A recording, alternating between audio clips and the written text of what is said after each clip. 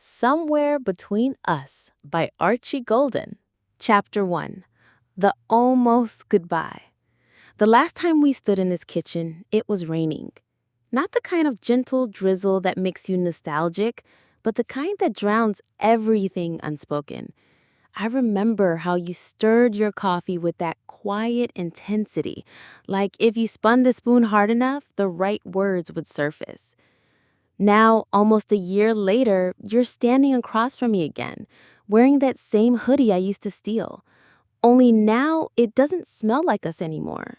Just detergent in time. You really came, I say, surprised by my own voice. It sounds steadier than I feel. You nod.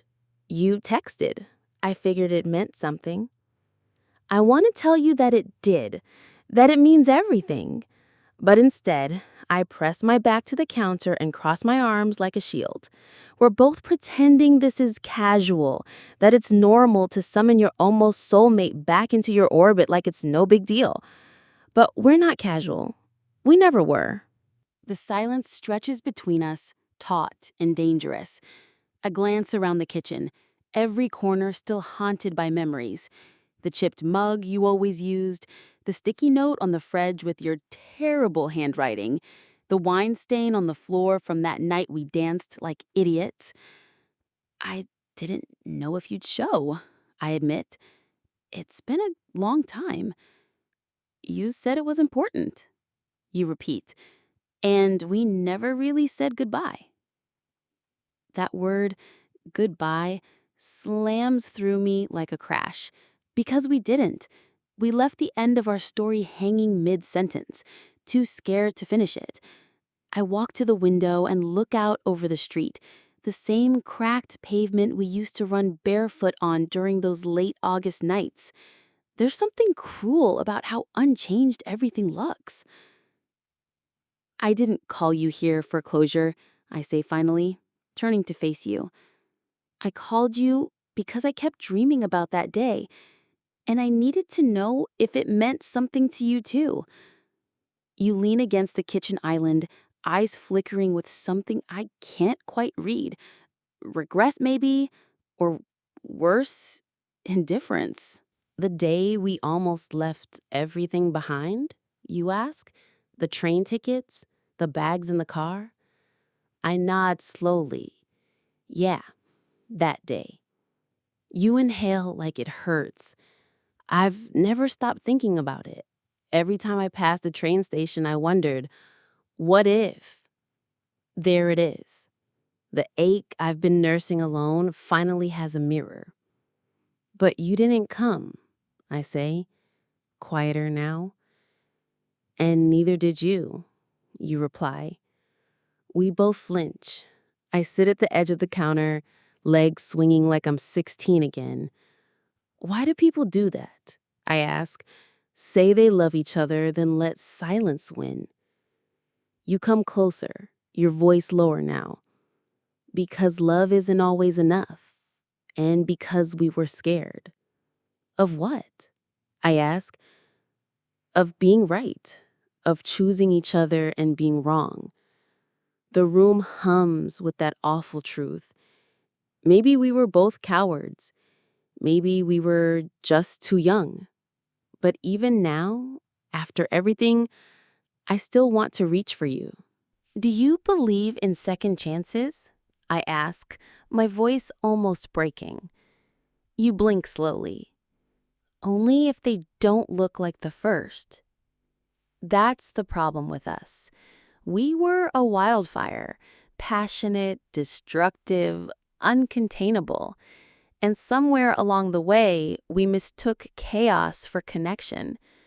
But now you're here, and I'm here, and the question hangs between us like smoke. Do we try again, or do we finally let the ashes settle? You reach into your pocket and pull out something small, a train ticket, creased, faded, familiar. I kept it, you say. Not because I was waiting, but because I couldn't throw it away. I take it from you, our fingers brushing just long enough to remind me why this still matters. Maybe we'll never be what we were. Maybe that version of us is gone. But somewhere between who we were and who we could be, there's still something left. And maybe, just maybe, that's enough to begin again. Chapter 2. Old Places, New Tension. The cafe hasn't changed. Same peeling green door, same chalkboard menu with quirky quotes, same jazz playlist humming low in the background. But when I walk in, nothing feels the same. Because you're here, already seated at the window table we used to claim like it belonged to us. You look up from your phone. That half smile you always gave me still flickers across your face, like a reflex you haven't unlearned. And my chest tightens. It's been 372 days since I last saw you in this place. Yes, I counted. No, I didn't plan to admit it. You stand when I approach, the way you used to. Ever the gentleman, even when we were falling apart. I ordered your favorite, you say, sliding the mug toward me. Still remember? I tease, even though it stings a little. How could I forget? You made it your entire personality for 6 months. I laugh, not because it's funny, but because I miss the sound of us. The way we used to banter like we were the only two people in the world who understood each other. The cinnamon-laced foam of my drink hits my lips, and suddenly I'm time traveling to late-night cramming sessions, stolen kisses under coffee-stained lips, and whispered promises we both thought we could keep. "We're really doing this?" I ask, breaking the moment. You nod. "We said no regrets. This might be part of keeping that promise." I rest my hand on the table, fingers grazing the smooth wood. There's a dent on the edge from that one time you dropped your laptop trying to kiss me across the table. I wanted to be mad, but I couldn't stop laughing. That was us, a mess, but our kind of mess. I ask what you've been doing since we drifted apart.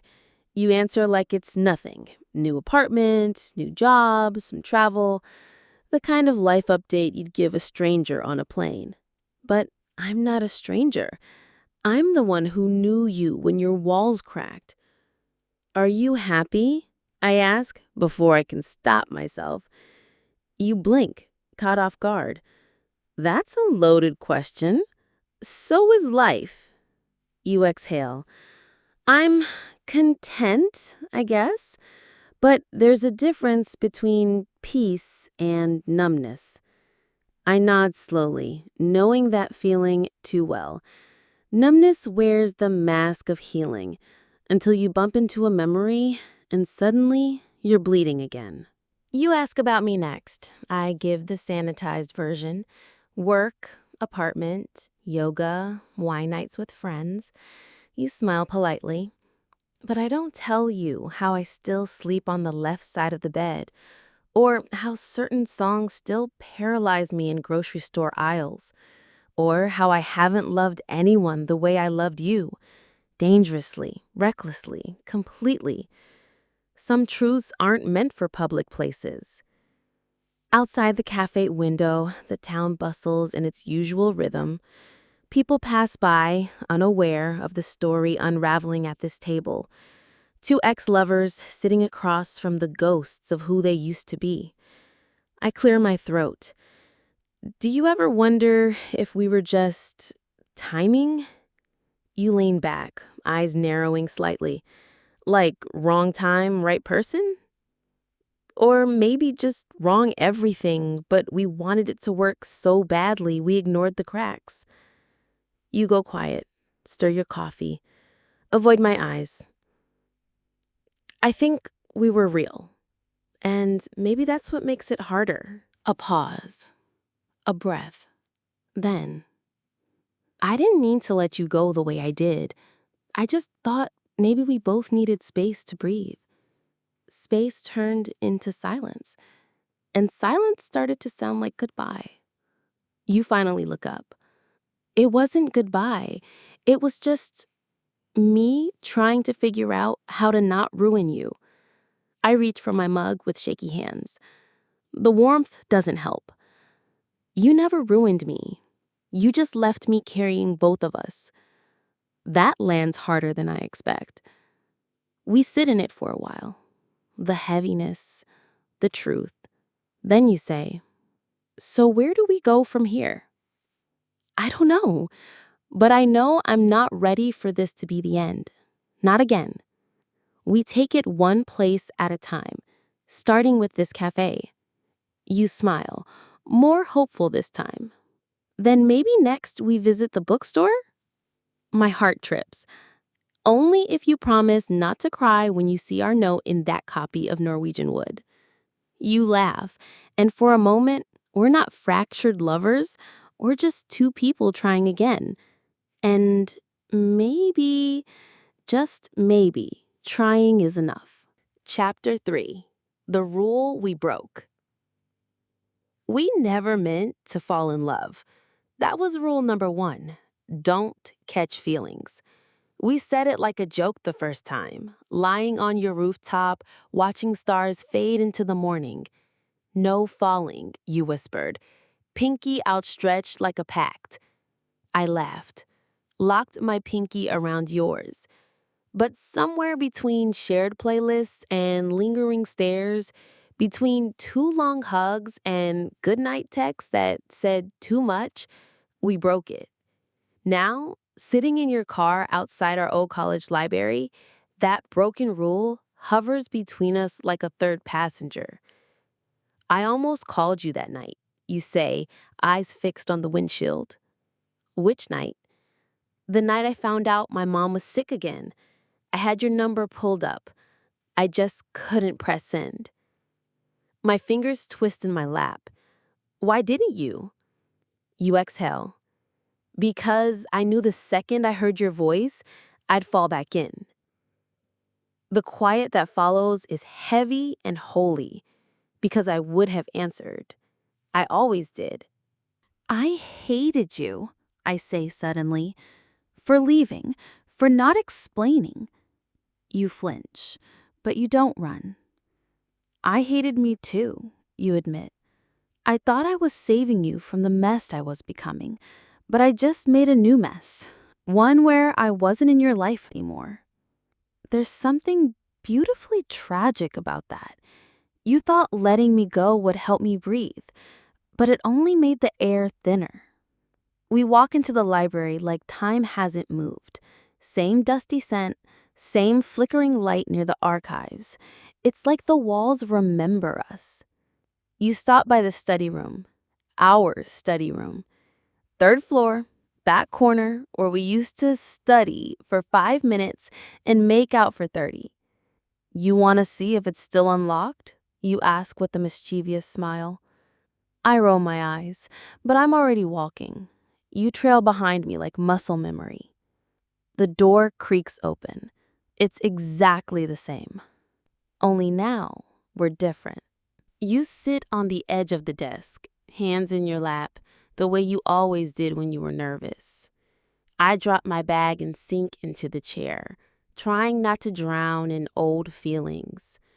"Remember that night we stayed until 2 a.m. trying to write that poetry paper?" You smirk. "And ended up writing love notes instead?" I nod. "I found one in a box last month." You go quiet. "What did it say?"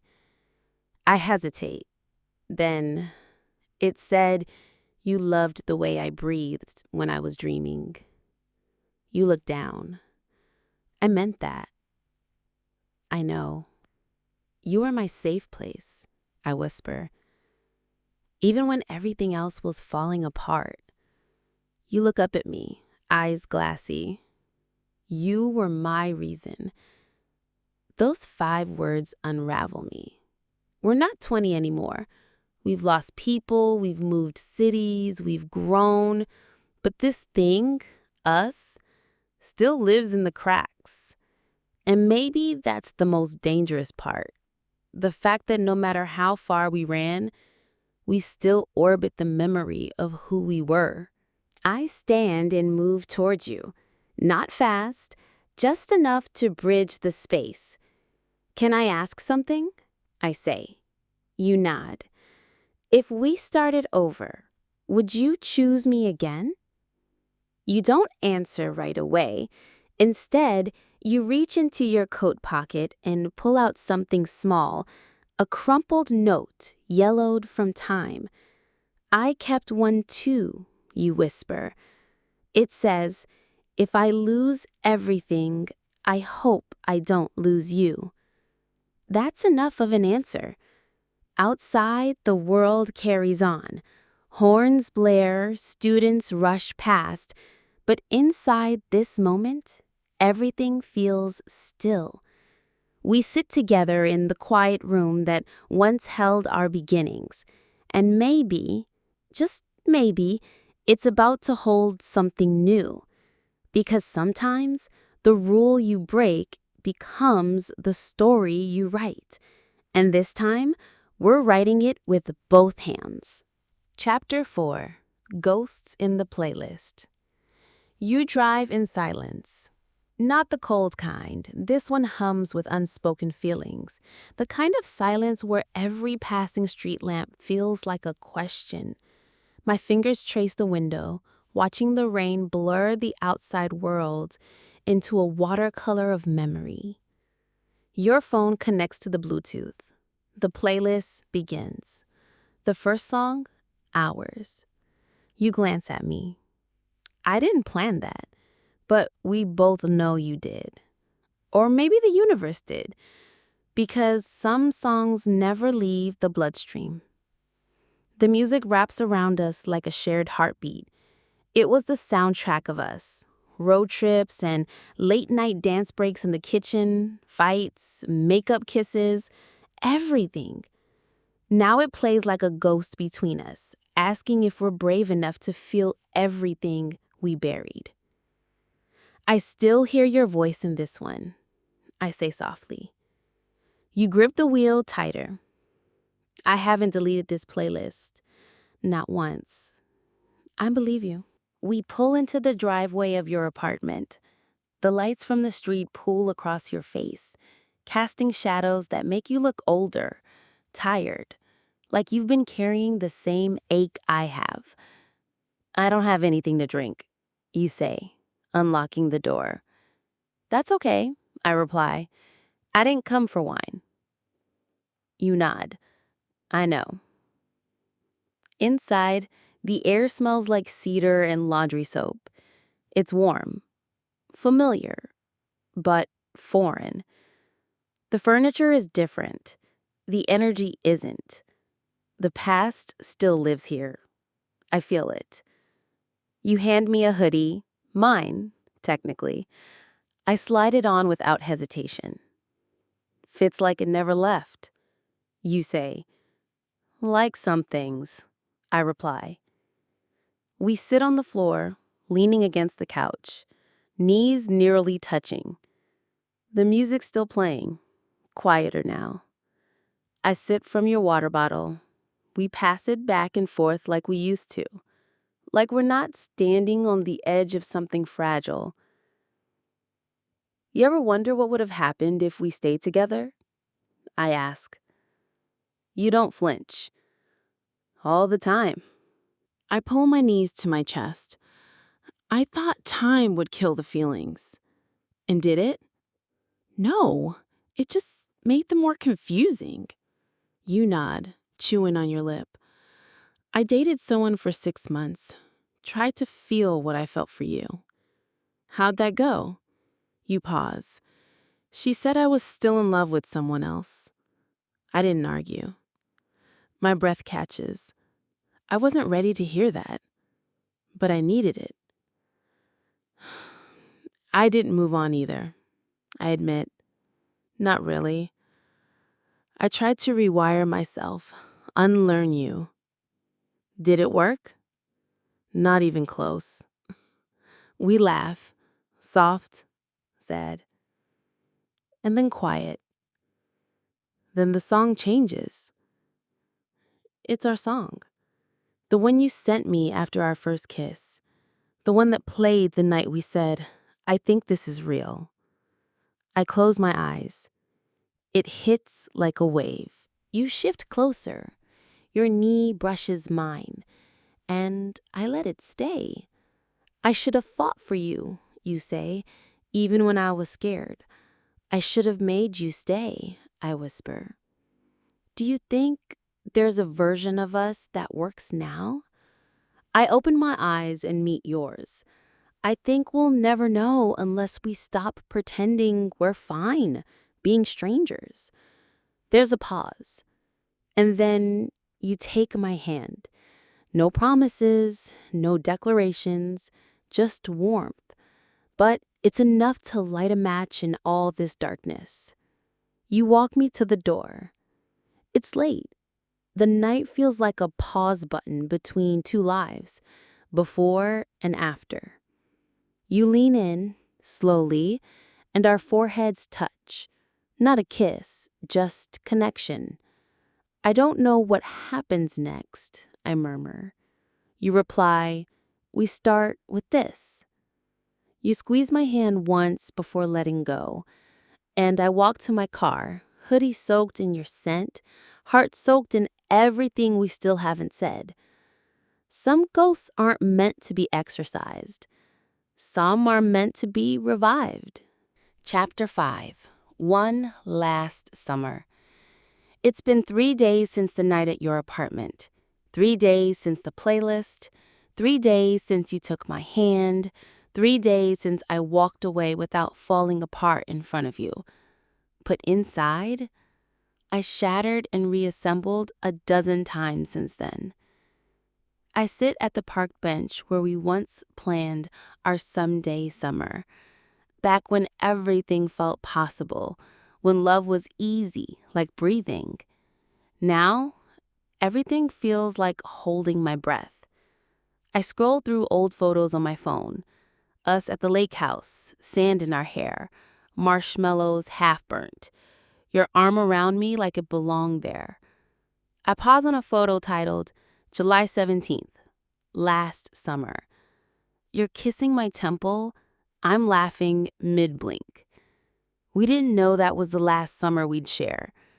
Funny how we never recognize the end until it's already behind us. A message buzzes on my phone. Still thinking about you. Still thinking about that night. Can I see you today? I don't hesitate this time. Yes. Same place? Always. It's strange how easy it is to fall back into a rhythm with someone who once knew your heartbeat like their own.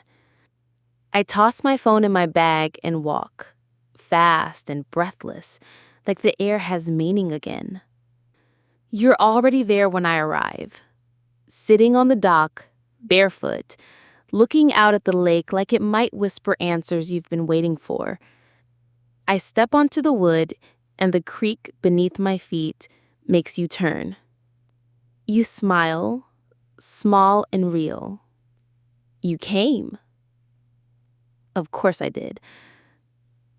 Because part of me never left. We sit side by side, letting silence carry us. The sun is low, casting gold across the water. It's beautiful in that soft, aching way that makes you wish time could freeze. You remember the boat we were going to fix up? You ask. I laugh. We spent more time naming it than actually fixing it. You smile. Heartline.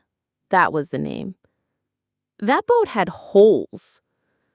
So did we, you say. We fall quiet again, but this time it's not uncomfortable. It's honest. You reach into your backpack and pull out a faded journal. I blink. Is that your old one? Yeah. My breath catches. I found it in a box I forgot to unpack, you say. I couldn't read all of it. Felt wrong, but one entry fell out. You open the cover and hand me a folded page. I unfold it. The handwriting is mine. Slanted. Emotional. Raw. I think I'm falling for him so hard it scares me. But maybe love is supposed to be terrifying.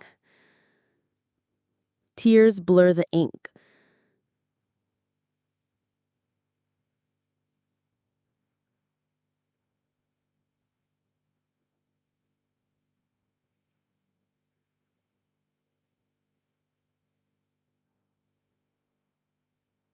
I felt the same way, you whisper. And yet, we broke, I say. Maybe we had to, you reply, to come back better. I look at you, really look. There's stubble on your jaw, a scar on your left hand you didn't have before. Your eyes carry more weight, more wisdom. You're not the boy I loved. You're the man I never got the chance to love fully. Until now. You reach for my hand again. Only this time, I don't feel like I'm revisiting the past. I feel like I'm stepping into something new. We don't have to label it, you say. We just have to choose it, I reply.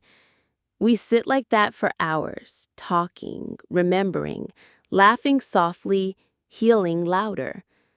And when the sky turns violet and the stars start to bloom, I lean my head on your shoulder. For the first time in a long time, I don't feel like I'm waiting for something to fall apart. I feel like we're finally building something, brick by brick, moment by moment. One last summer? No. Our first real one. Chapter 6. The House That Held Us. The house hasn't changed. Not really. The paint's more faded, the garden more overgrown, but the bones are the same. I stand in front of it now, holding my breath like the past might come rushing out the front door. You used to live here. This was where I first told you I loved you, where I kissed you in the hallway, lights off, music playing, where we fought on the stairs and made up in the living room, where I said forever and meant it. I press my hand to the mailbox. It still has your name. You unlock the front door slowly, like you're afraid of what we'll find inside. I haven't brought anyone back here, you say. I don't ask why. I already know. We step in. The scent hits first. Wood, dust, faint traces of that old candle I used to light every weekend. My stomach flips. The familiarity is unbearable. The living room looks smaller than I remember, or maybe we just felt bigger back then. I kept it in case you ever came back, you murmur. I turn. The house? No, he say. Us. We don't speak for a while. You start a kettle in the kitchen. I wander toward the photos still hanging on the hallway wall. Most are new, family, friends. But one, just one, stops me. It's us. At that music festival.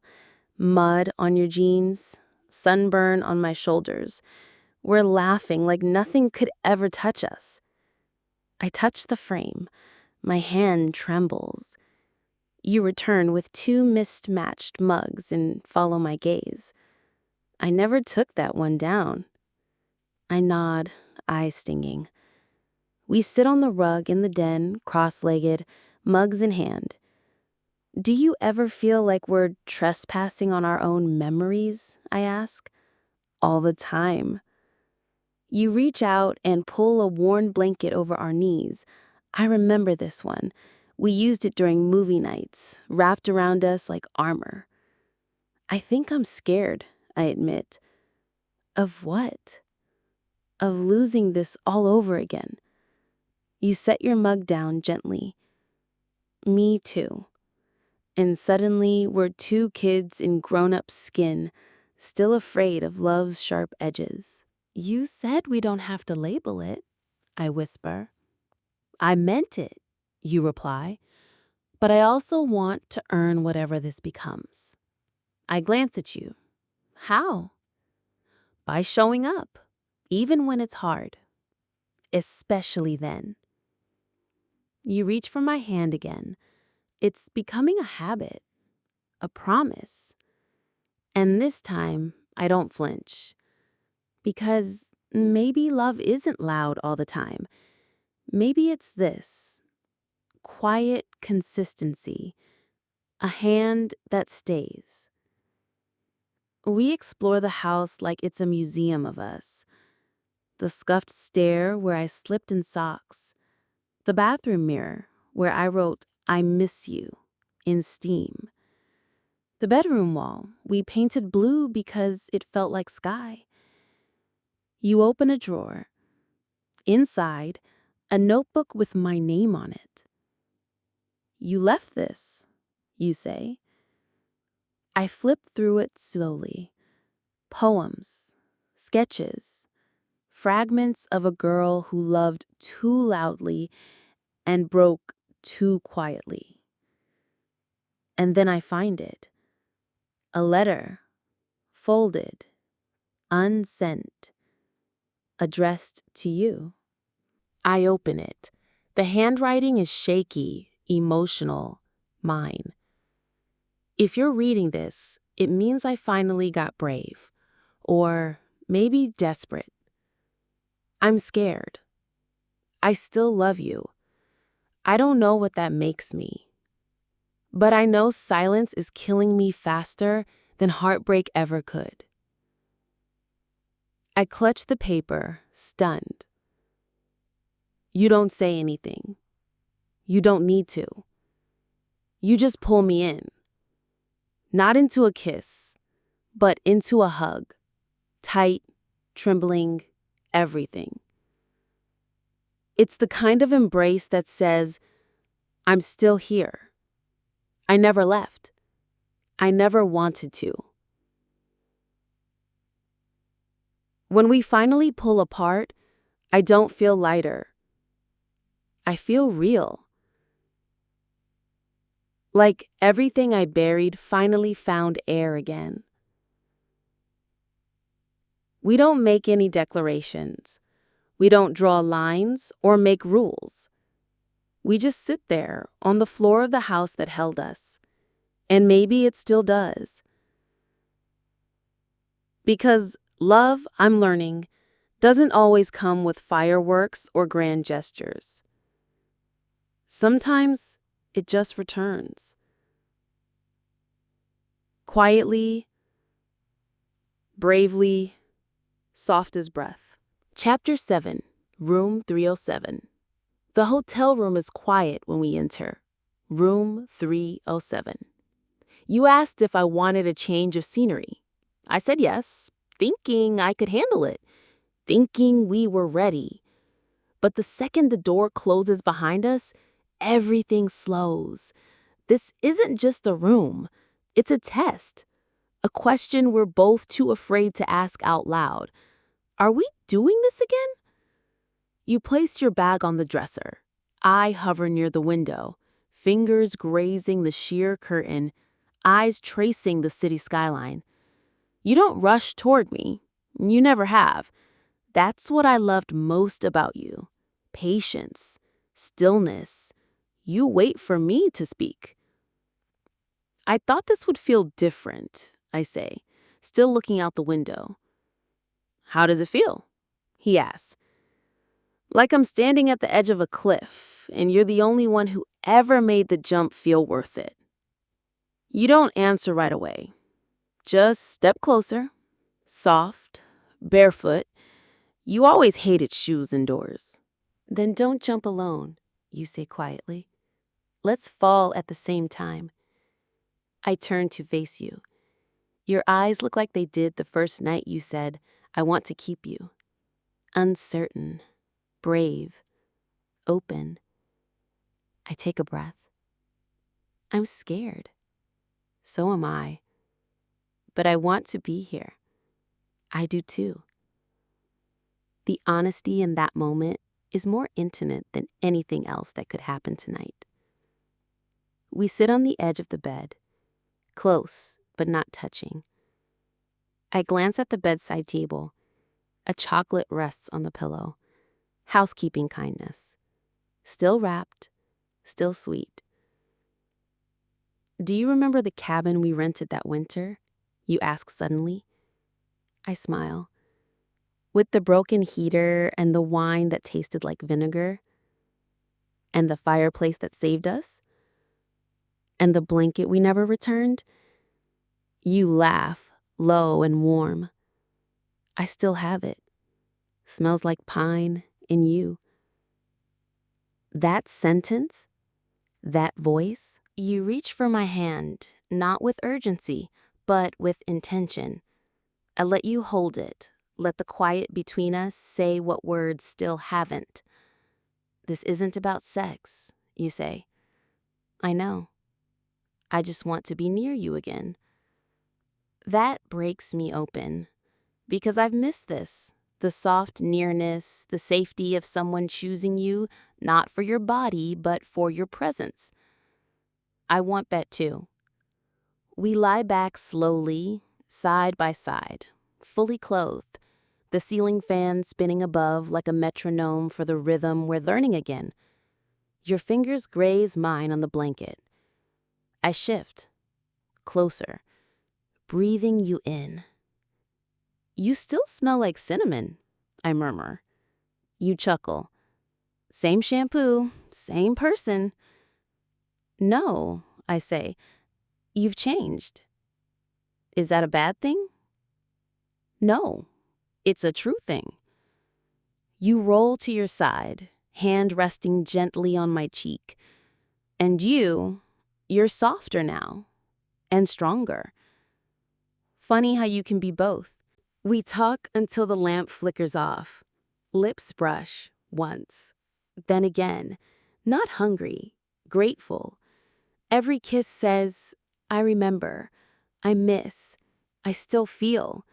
And when we finally sleep, tangled in limbs and memories, there's no fear, no countdown to disaster. Just warmth, just breath, just two people wrapped in the possibility that this could be the beginning we never gave ourselves. Morning comes quietly. The light spills through the curtains. Your arm is still around me. You stir first, pull me closer. You whisper something I don't quite catch. I ask, what did you say? You smile into my hair. I said, this feels like coming home. And suddenly I know.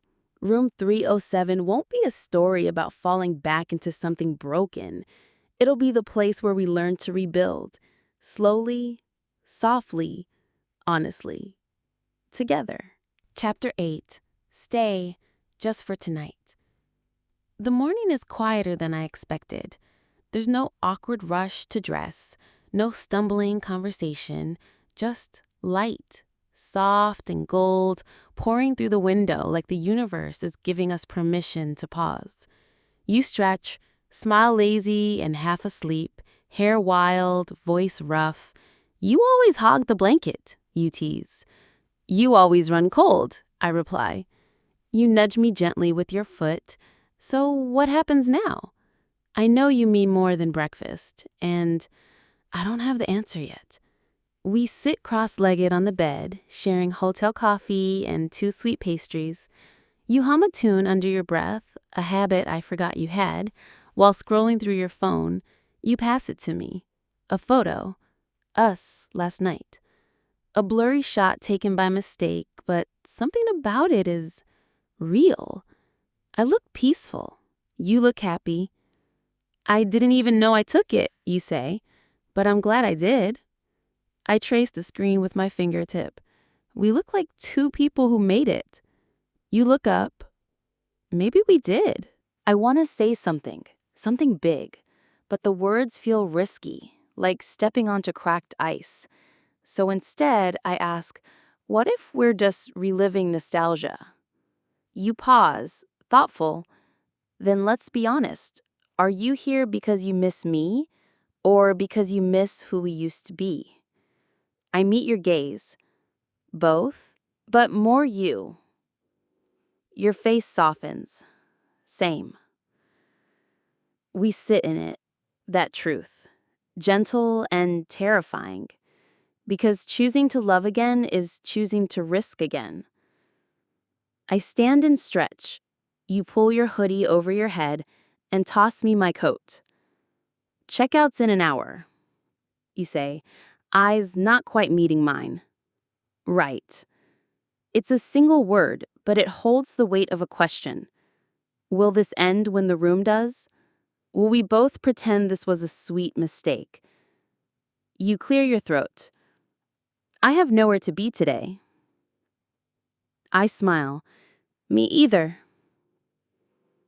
The decision sits between us.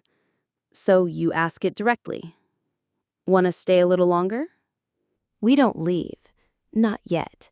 Instead, we lie back down, face to face, pillow between us. No kisses this time, just soft questions and shared truths. What's your biggest fear now, you ask? I think for a moment.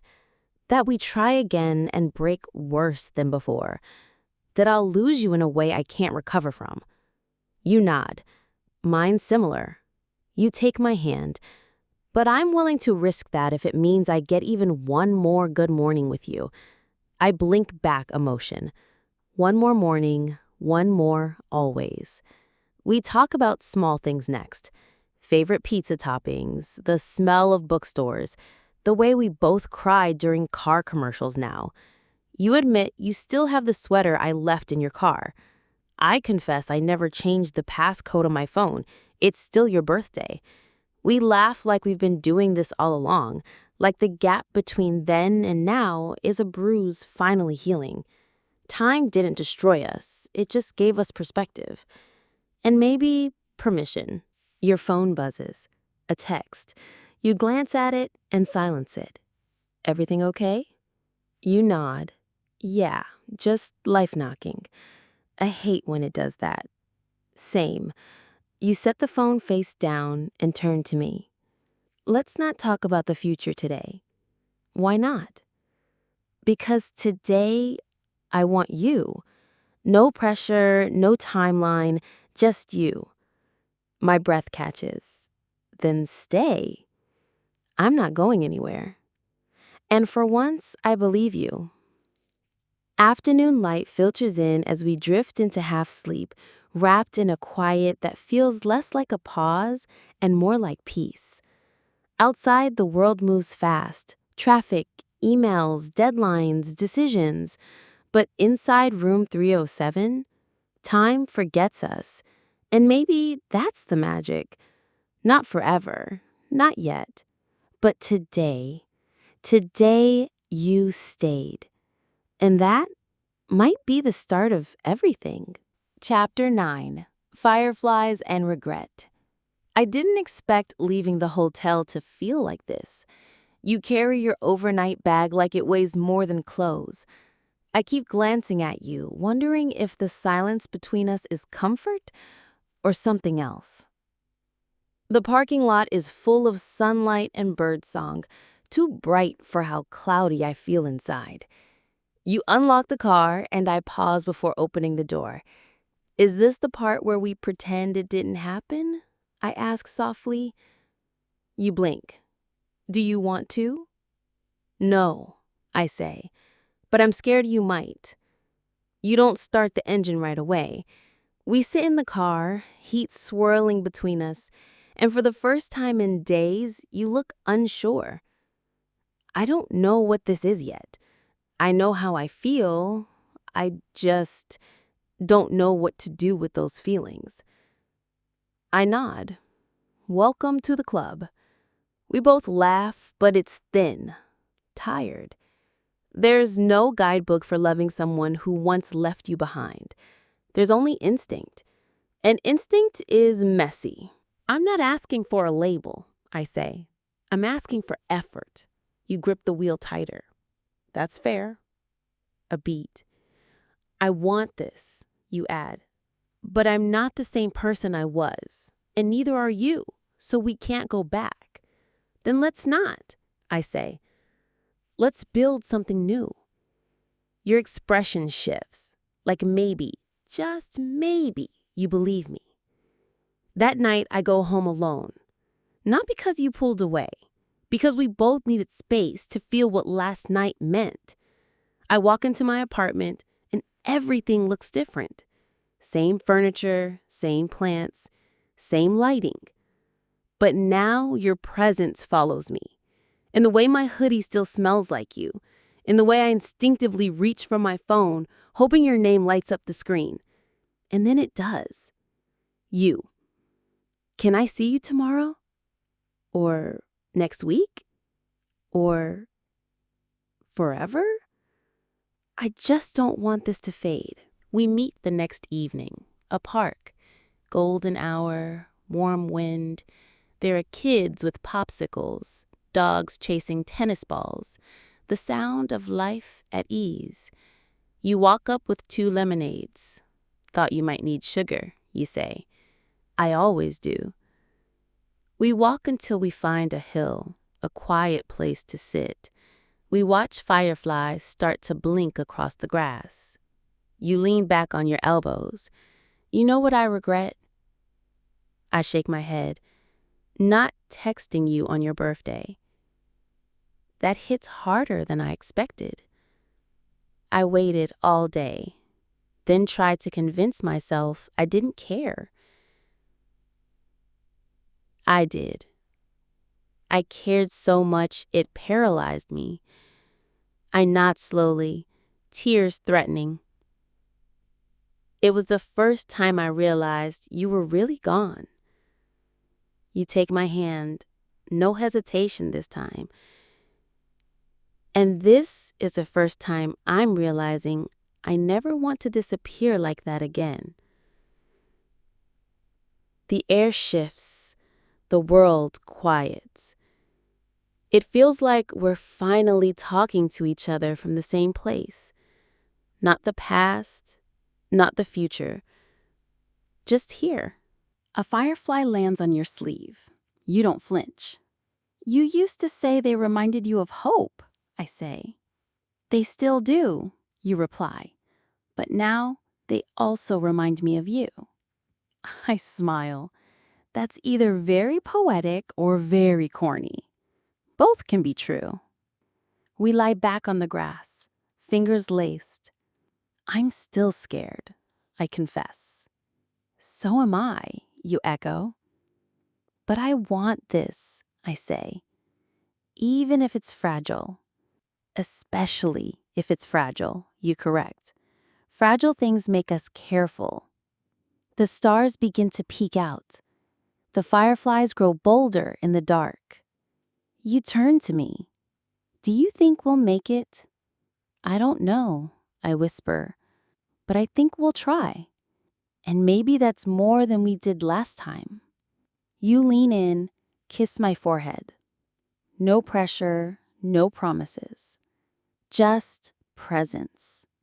And under a sky full of tiny lights, we both decide we've carried regret long enough. It's time to carry each other instead. Chapter 10. Her side of the story. The first real test comes on a Tuesday. No candles, no dramatic speeches, just Tuesday, with bills on the counter, unread emails, and a sink full of dishes. You text me mid-morning. Rough day already. I miss your voice. I reply, come over after work. I'll cook. You unwind. You send a heart emoji. Simple. Honest. But all day I wonder if this is the part where routine makes us forget what made the fire burn so bright just days ago. You arrive at 6:12 p.m., exhausted and apologetic. Traffic was hell, you mutter, slipping your shoes off. And I think I forgot how to breathe at work. I pour you a glass of wine. You drop onto the couch like it's been waiting for you all day. What smells amazing? You ask, already loosening your tie. Pasta, with your favorite sauce. You glance up, smile slowly. You remembered. Of course I did. Because remembering is my love language. We eat on the floor, plates balanced on the coffee table, reruns playing softly in the background. You start to come alive again. One bite, one laugh, one deep breath at a time. I missed this, you say halfway through your plate. This? Us, but especially your quiet. I raise an eyebrow. My quiet? Yeah, the way you calm everything, just by existing. I pause, smile, then tuck that compliment somewhere deep, because no one's ever told me that before, and I think I needed to hear it more than I realized. After dinner, we do something ridiculously normal. Fold laundry. You match socks while I rant about a podcast I hate listen to, you pretend to care, and I pretend I'm not swooning at how domestic we look under this warm lamplight. Do you think we're playing house? I ask. You pause. What do you mean? I mean, is this real? Or are we still acting out the highlight reel of what we wish we were? You set the socks down. This is real to me, you say. It's boring, soft, beautiful real. And I want it. Later, we lie in bed. You read a few pages of your book. I scroll through my phone. Normal again. But normal isn't empty. It's layered. Like the way your fingers find mine between chapters, or the way you rest your hand on my leg like a silent reassurance. Still here. Still choosing you. You close your book. Look at me. Can I ask you something? Always.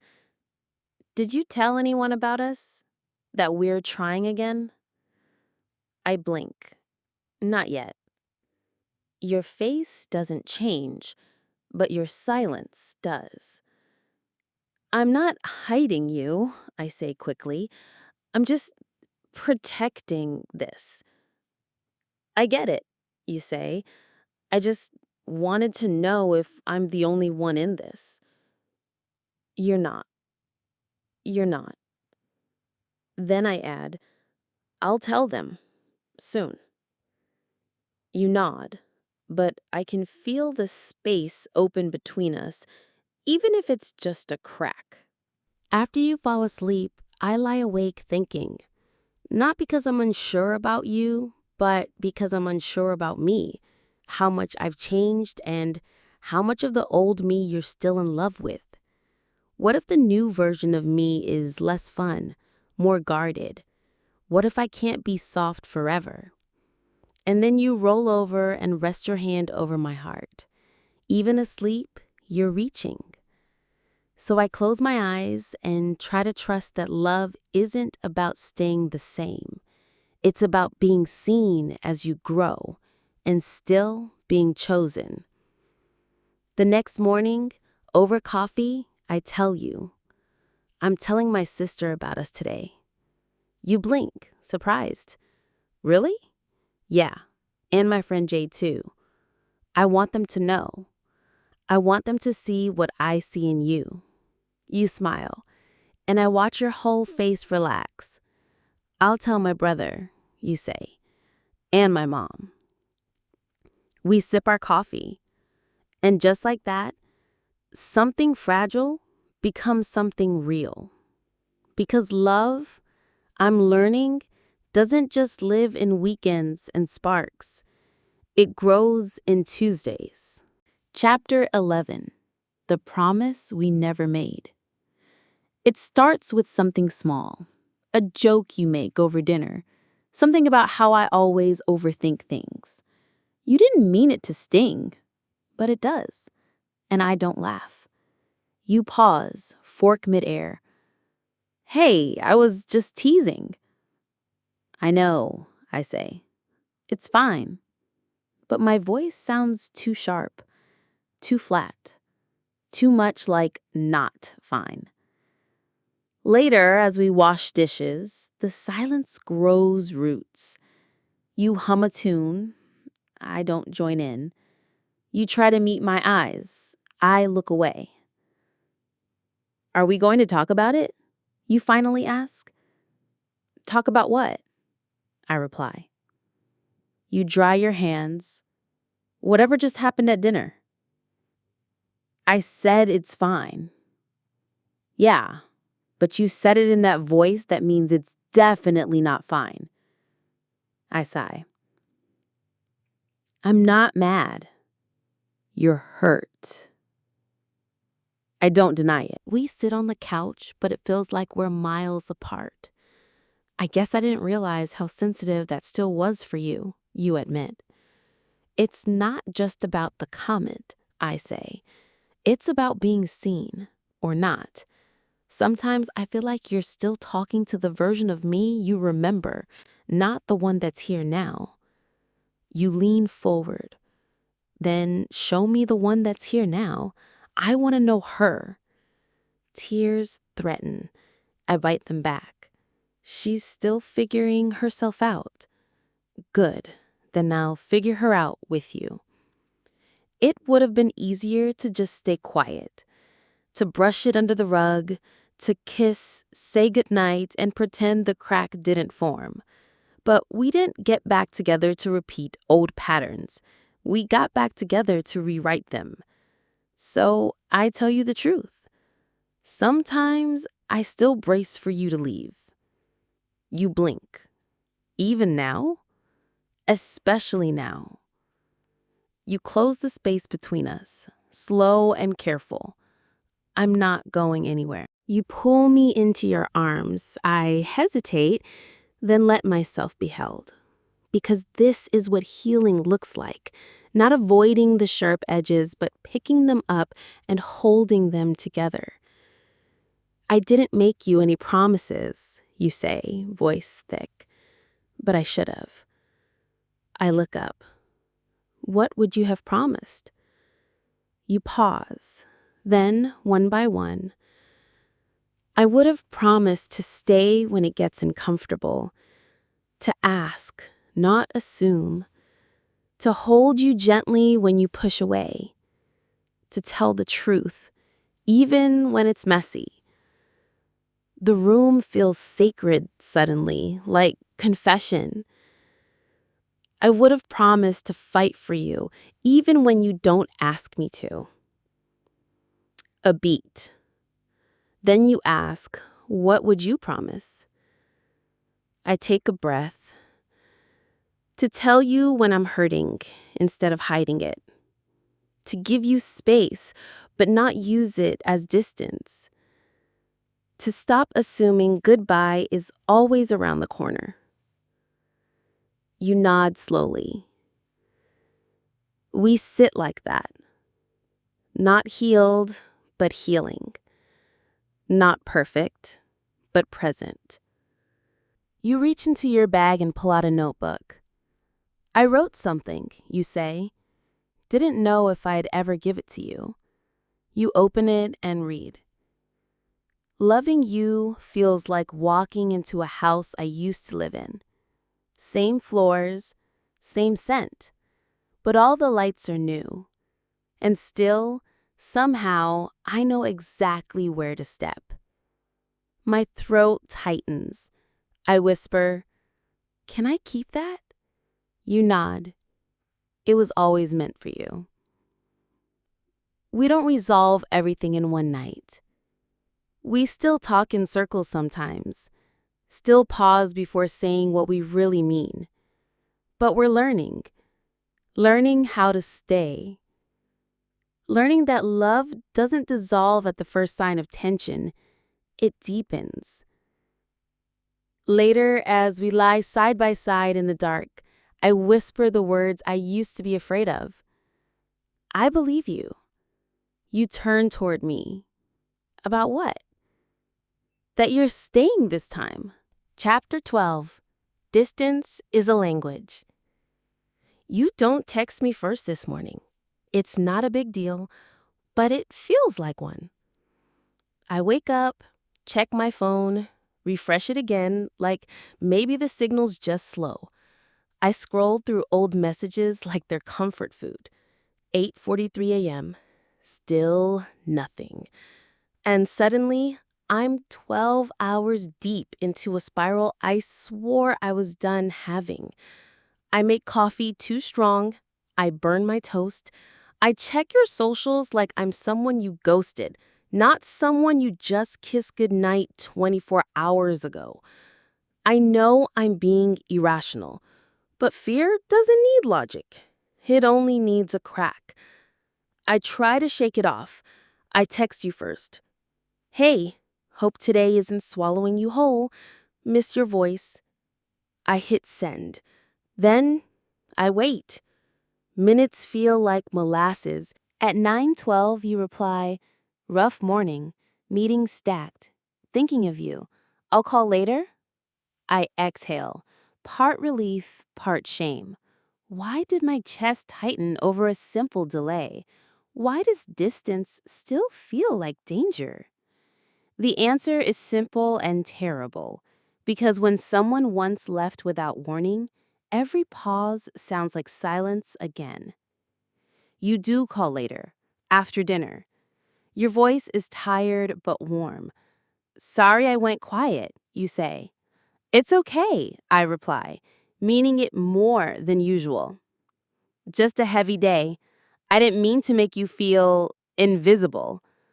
You didn't, not really. I just had a moment. A moment?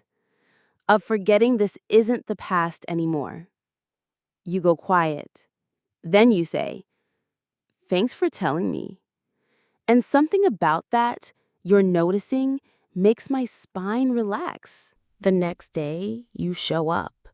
No warning, just a knock and the smell of takeouts and the look of someone who gets it. I brought sushi in silence, you say, whichever one you need more. I smile and let you in. We eat on the couch. You rub your temples. I untangle your charger cords. We exchange sighs and forehead kisses like currency. No fireworks, no big declarations, just presence, just peace. After dinner, I show you my old sketchbook. You flip through the pages with reverence. You never told me you drew like this. I forgot I could, I admit.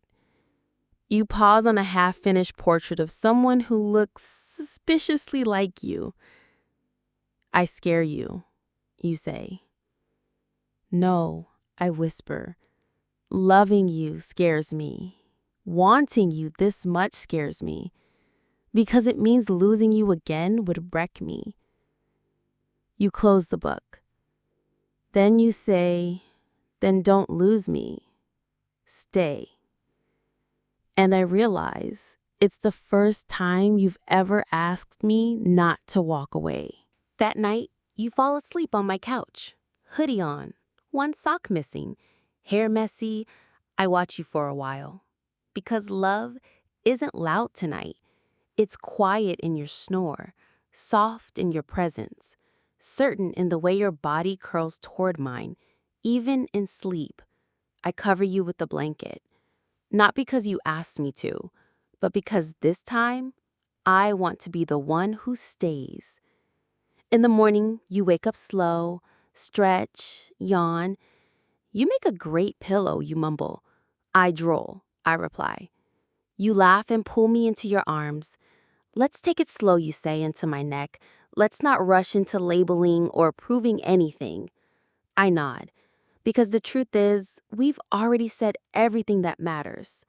By showing up, by staying, by learning that distance isn't always rejection. Sometimes it's just another language.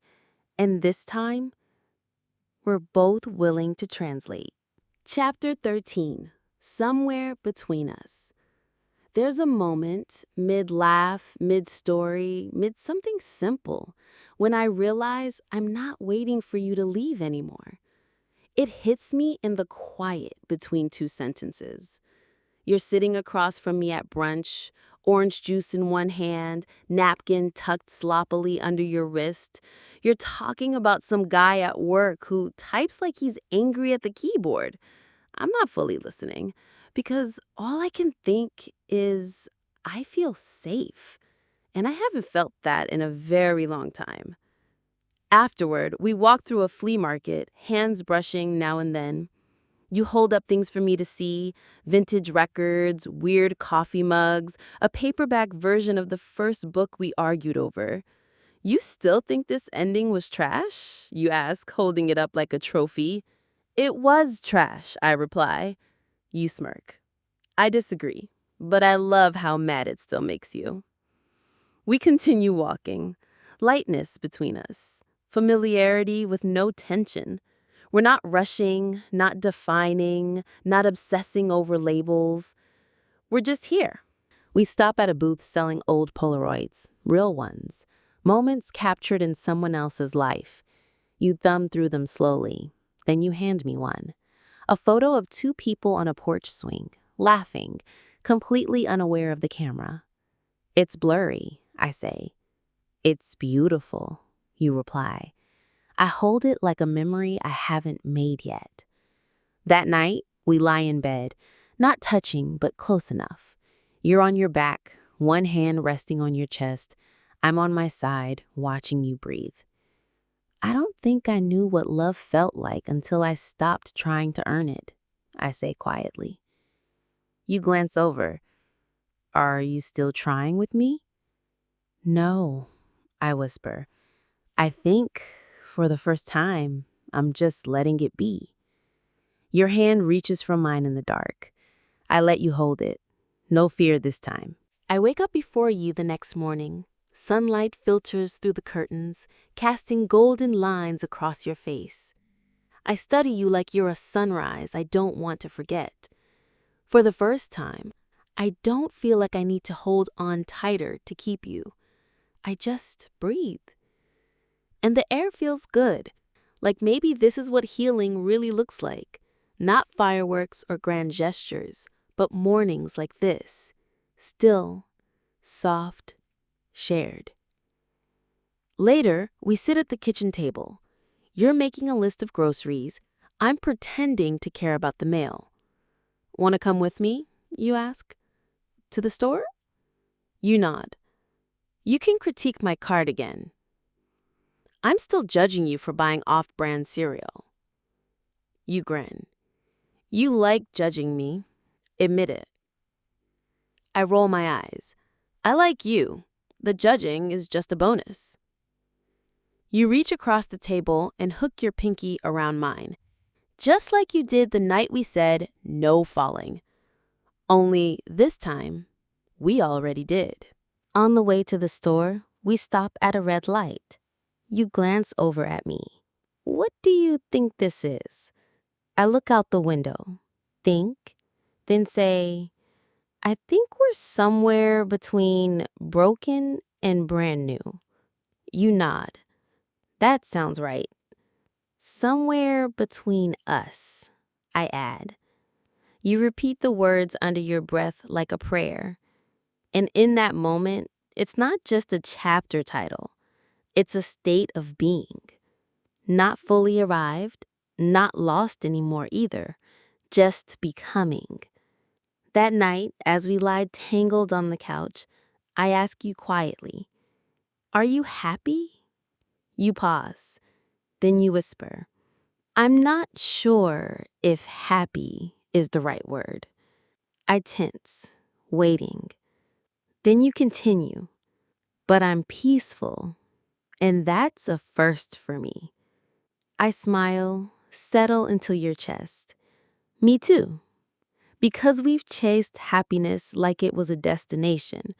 But peace? Peace is where we build a home. And I think we finally found it. Right here. Somewhere between us. Chapter 14. What if we're still mine? You ask me a question I'm not ready for. We're lying on the floor, surrounded by books and half-eaten takeout. The windows are open. A breeze is carrying in the scent of late summer.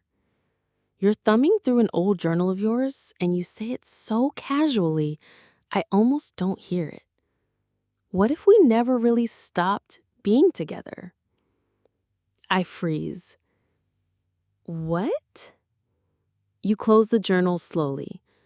What if we were always just paused?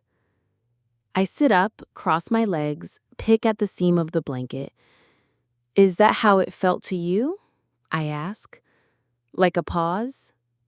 He nods, not looking at me. Like life hit mute on us, but I never turned the volume all the way down. I want to believe you. I want to believe that somewhere in the echo of all our separate days, we still belonged to each other. But belief takes practice, and I'm still learning how to let good things stay. You want to know what scared me the most? I say. You nod. Always. That I made you up in my head, that you were never really as in love as I was. Your face shifts. Not in guilt, more like heartbreak. You didn't imagine anything. I just didn't know how to hold it all. You loved me so fully, I didn't know what to do with it. You could have told me that. I didn't know how. We sit in it, the heaviness, the honesty, and something about finally saying it out loud feels like freedom. You stand and walk to the bookshelf, pull out an old photo album. I haven't seen it in years. You open it on the floor beside me, pages creak with memory. Us at the lake, at graduation, at that diner we swore had magic fries. I used to look at this when I missed you, he says, even when I was trying to move on. I place my hand over yours. Me too. And just like that, shared silence becomes shared healing. You close the album, look at me. I think I still love you. It's not a performance, not a plea, just a truth laid gently on the floor between us. I don't answer right away, because the answer is yes, but yes is a door, and I need to know we're both ready to walk through it. So I ask instead, what does love mean to you now? You pause. Now? It means showing up when it's inconvenient, staying when it's easier to go, listening when it's uncomfortable. Then, it means growing side by side, not in opposite directions. I whisper, that's how I want to be loved. You reply, then let me love you that way. You reach out, thumb brushes my cheek. And this time, when your lips find mine, it's not fireworks or desperation. It's soft, steady, real, the kind of kiss that tastes like home. Afterward, we lie on the floor, limbs tangled like ivy. You run your fingers along my wrist. Do you think we're ready for this? I think we're ready to try, I say. You nod. Trying is enough for me. Then you ask the quietest question of all. What if you're still mine? I press my forehead to yours. Then maybe I never really left. We fall asleep there, on the floor, surrounded by photos and love letters we forgot we ever wrote. No plan, no perfect timeline, just two people learning how to stay. And as I drift off, I realize love isn't about always being sure. It's about choosing someone even when you're scared. And this time, we're choosing each other with eyes wide open. Chapter 15, The Departure. The first time I say your name out loud in a conversation again, it feels like unlocking a sealed room. I'm at brunch with Jay. He's halfway through a mimosa when I say it. Yeah, he stayed over again last night. Jay lifts an eyebrow. He, as in that he? I nod. A slow smile spreads across his face. Damn, so y'all are back? I swirl my drink. We're something. Jay doesn't push, just sips, then says, good. I always knew y'all weren't finished. But that word, finished, still sits sharp in my chest. Because we were. And now we're not. And the in-between still scares me. You text me later. How did brunch go? Good. Jay knows now. He didn't faint. You reply with a laughing emoji. Then, want to come with me to my sister's dinner next weekend? I pause. Not because I don't want to go, but because going means stepping into your world again, fully, loudly, proudly. It means being seen. It means being real. That weekend comes faster than I expect. I stand in front of the mirror, straightening my jacket, trying not to overthink every detail. You're pacing in the living room, adjusting your sleeves. You catch me watching you and smile. Nervous? A little. You walk over and rest your hands on my shoulders. She's not the one who has to love you, you whisper. I am. And just like that, my heart softens. We leave together, side by side, like something that belongs. Your sister's place is cozy, loud, full of scents I don't recognize and laughter I almost envy. She hugs me. Your mother does too. It's almost too easy. Over dinner, your niece asks, "Are you two married?" The room erupts in laughter. I stammer. You cough. Your sister saves us. Not yet. Give them time. Not yet. I cling to that phrase like a lifeline because for the first time, not yet doesn't feel like a delay. It feels like possibility. On the ride home, we don't speak much. You rest your hand on my knee. I watch your face in the streetlight glow. You look tired but content, like someone who has stopped holding their breath. I forgot how it felt, I say. You glance over. How what felt? To be loved in public. You squeeze my leg. You deserve that. Every room, every table, every seat next to me. Tears gather at the corners of my eyes. I let them, because this time, I don't have to be strong to be held. Back at your place, we sit on the floor, eating leftover cake and talking about everything and nothing. You tell me about your coworker's meltdown. I tell you about my fear of parrots. We laugh so hard we cry. And somewhere between the frosting and the story about your mom's karaoke addiction, I say it. I love you. Not whispered, not late night, not fragile. Just said. Out loud. In the middle of laughter. You go still. Then lean forward and say, I love you more. You pull me into your lap and we stay that way for what feels like forever. Later, as I gather my bag to leave, you frown slightly. You sure you don't want to stay? I nod.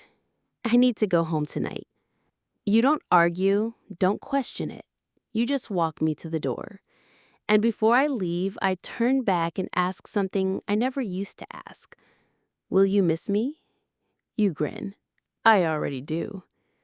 On the way home, the city feels different, quieter, safer.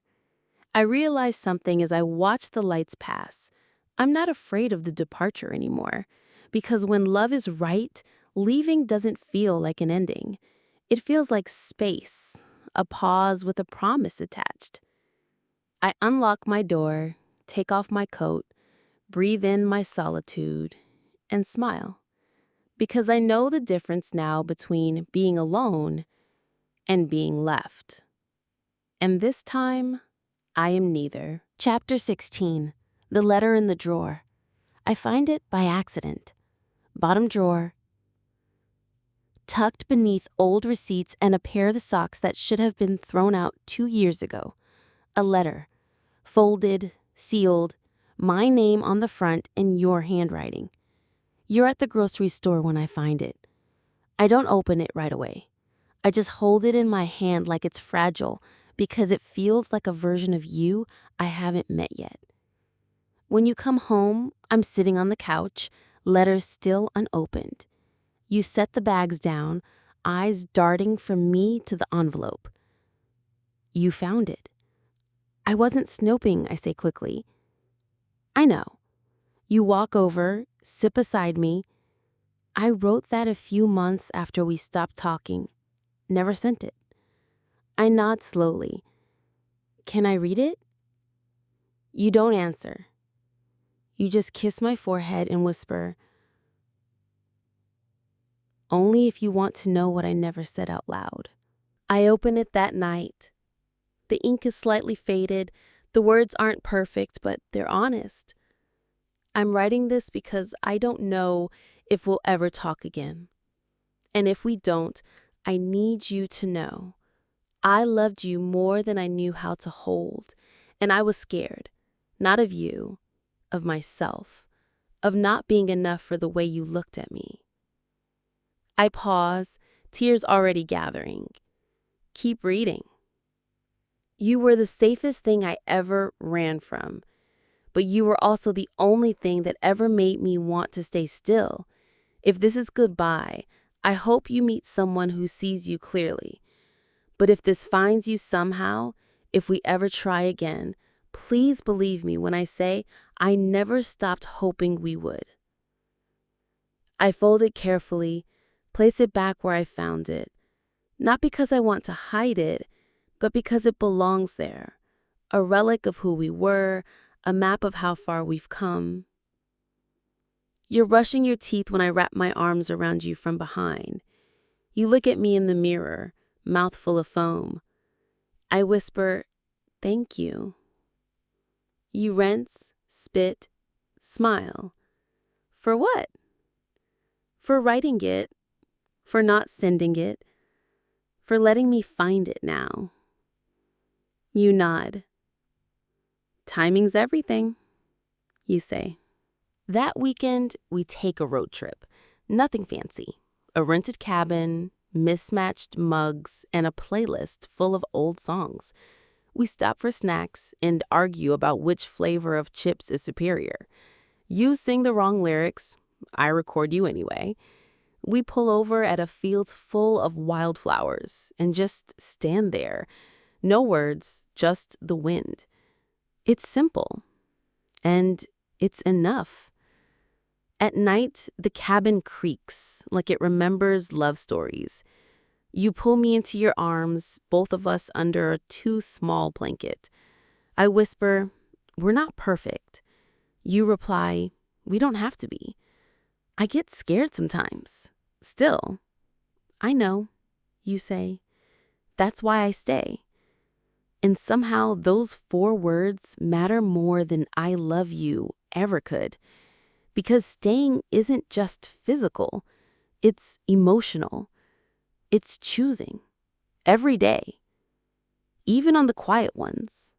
We wake up late, sun pouring through wood-slatted windows, pancakes sizzling on the stove. You flip them with the worst spatula known to man.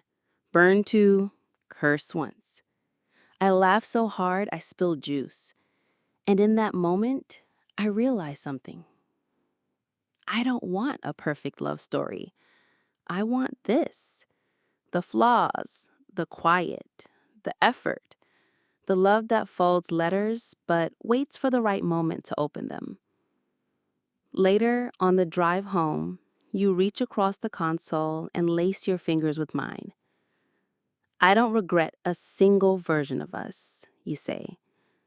I squeeze your hand, even the broken ones, especially those, because they led us here. I rest my head against the window, smile soft, because this is what healing looks like. A drawer full of old letters, a road trip with no destination, and 2 people choosing each other again and again, even when they already know the ending. Chapter 17. A future we didn't plan. The first time we cancel plans, it's nothing dramatic. You call, voice low. Can we reschedule? I've got deadlines stacking up. I say, of course, too quickly. You sound relieved. You're amazing. We hang up, and I sit there, dressed, ready, table set, telling myself I'm not disappointed, telling myself this is what mature love looks like, flexibility. But a small part of me whispers, this is where it starts. I distract myself with errands, laundry, dishes, a walk around the block I don't really need. Everything feels muted, like someone turned the saturation down. I think about texting you. It's okay, I get it. But I don't want to seem needy. I don't want to seem like I'm keeping score. Still, the quiet echoes louder tonight. And I miss you in a way that feels unreasonable, but real. You call the next morning, voice brighter. I cleared my afternoon. Want to grab lunch? I pause. Do I say yes because I want to, or because I'm afraid that saying no might undo everything? I say yes anyway, because love is compromise, but sometimes it's also exhaustion. At lunch, you notice immediately. You okay? Yeah, I lie. But you don't buy it. Talk to me. I swirl my straw around my drink. I don't want to become the person who waits for love to show up. You reach across the table. You're not waiting. I'm here, even if yesterday I wasn't. I nod, but something shifts, because even the best intentions come with shadows. Later that week, I snap at you over something small, your tone in a text, a delay in your reply. You call immediately. I'm sorry, I didn't mean to make you feel ignored. I don't want to be this person, the one who translates silence into rejection. But trauma has its own translator, and it doesn't speak reason. I know, I whisper. I go there sometimes. You pause. Then say the words I've needed for years. Then let me help you come back. We spend the next weekend doing nothing. Movies, blankets, pizza, no pressure, no plans. You kiss my shoulder when I fall asleep mid-film. I wake up to you still there, scrolling with the volume off. And I realize this is the part no one writes books about. The ordinary love that saves us. The kind that heals without fireworks. At one point, you look at me and ask, did you ever imagine this? Us, like this? I think for a moment. I imagined us louder, messier, more dramatic. You laugh. That tracks. But I didn't imagine peace, or slow mornings, or being able to breathe around you. You nod. I didn't imagine any of this either, but I don't want anything else. We fall asleep holding hands, like the dream we never dared to plan is finally planning itself. A week later, I find a note in my jacket pocket. Your handwriting again. We didn't get here because we were perfect. We got here because we kept coming back. I pressed the note to my heart. Because love isn't about the fantasy. It's about the future that builds itself. One canceled plan, one hard conversation, one soft return at a time. And maybe the most beautiful future is the one we never saw coming. Epilogue. The place we choose now? It's not the first time I've made coffee in this kitchen, but today something feels different. You're humming off-key in the other room, some old song we used to hate, now suddenly familiar. The windows are open, sunlight cuts across the counter. The mug in my hand says, "This is our beginning." You bought it as a joke. I kept it like a promise. We're not new anymore. We know each other's tired sighs, grocery habits, family triggers, and quiet moods. We've learned how to argue without breaking, how to listen without fixing, how to stay, especially when it would have been easier to leave. And that's the miracle, isn't it? Not that we fell back in love, but that we stayed in it. Some mornings are quiet, some are loud, some are heavy with everything we still don't say perfectly, but they're all shared. You kiss my shoulder as you pass behind me. No words, just presence. You hand me my toast, I pass you the remote. It's not cinematic, but it's ours. I used to think love was a crescendo, one big dramatic moment of certainty.